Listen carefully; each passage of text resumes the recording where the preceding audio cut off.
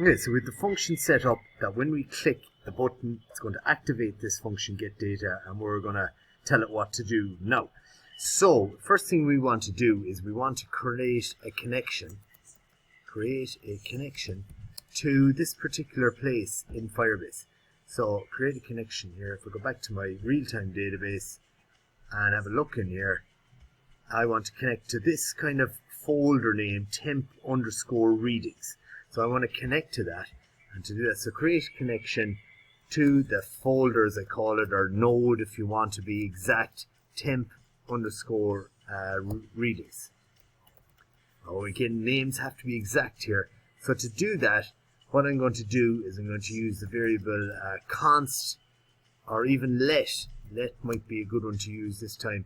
Let the variable, so I'm going to create a variable here, let temp ref, so temperature reference equal Firebase dot database dot ref. Long story short here, now we're going to be moving out of the room in here in the reference. So we want to reference the database in Firebase, and the database that we want to reference is our I think it's called temp readings, isn't it? So we'll just have a double check of that, but I think it's called temp readings, and / there again. And don't forget, in JavaScript you must close off each line with the semicolon. So just double check now that that's temp readings, temp_readings. So that looks pretty good and pretty sound for what we want. Then what we want to do is we want to use the on method. The on method to read data and listen for changes.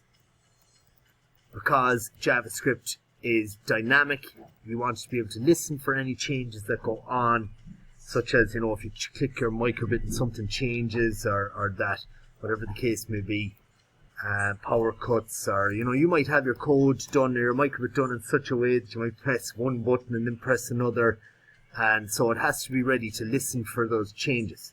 So provide the required arguments. So I grab this variable here, tempref, and I say, okay, well that is the connection to reference my database, which is temp readings in Firebase.